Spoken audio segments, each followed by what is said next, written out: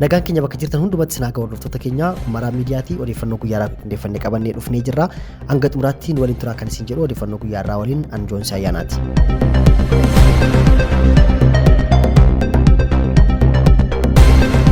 Kiristaanonni addunyaa maratti tilmaamaan miliyoona 388 ta'an Yesuus Kiristoosiin hordofuu isaaniitiif qofa ari'atamaa fi loogiin cimaan bifa garaagaraatiin isaan mudachaa jira.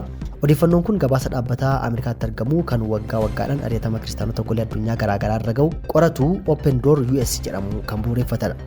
Gabaasni kun akka agarsiisutti ari'atamni kiristaanotaa sadarkaa kanaan dura hin eegamne irra ga'ee jira. Bara darbee keessaa kiristaanota 7 keessaa namni tokko sababa amantii isaatiif loogii fi ari'atamni guddaan irra ga'aa ture jedha gabaasi kuni. Bara 2024 wajjin wal bira qabee yeroo ilaalu garuu miliyoona 8 dabalee jira jedha.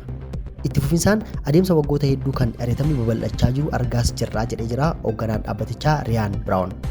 Gama biraatiin ammoo ari'atamnii fi gidiraan baay'een isaanirra haa ga'u iyyuu malee waaqayyoommoo irree isaa mul'isaa akka jirus odeeffannoon gola addunyaa garaagaraarraa nu ga'aa jiraas jedheera. Biyyoota gidiraan kiristaanota irra ga'aa jiru akka addunyaatti hammaachaa jiru keessaa 50 adda baasee jira qorannoon kun. Isaan kana keessaa Kooriyaan Kaabaa, Iraaq, Afgaanistaan, Soomaaliyaa, Naayijeeriyaa, Chaayinaa, Eertiraa fi Gibsi akkasumas Afrikaa Kaabaa keessa biyyoonni jiranis kan keessatti argamanidha jechuudha. Egaan ari'atamni waldoota kiristaanaa addunyaa irratti raawwatamaa jiru bifa garaagaraatiin akka qindaa'ee adeemaa jirus gabaasi kun ni agarsiisa.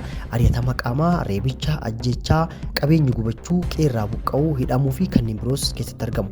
Inni kan biraan ammoo waraana yaadaa, waraana ayidooloojii, sirnaa fi teekinooloojiin kan deeggarame dulli cimaan waldaa kiristaanaa irratti banamee jira jedha.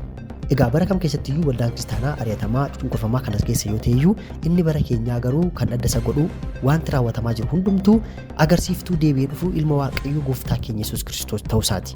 Kanaafis Maatewos 24:21 irratti gooftaan keenya Yesuus Kiristoos akkuma dubbate yommus rakkinni guddaan ta'uuf jira rakkinni akkasii jalqaba biyya lafaatii jalqabee amma ammaatti hin taane deebiis hin ta'uu jedhee jira.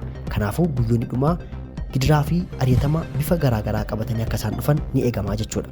Maatewos 24:13 irratti immoo namni hamma dhumaatti jabaatee dhaabatu garuu hin fayyaa jedha. Inni kun kiristaanota hundumarraa kan eegamudha.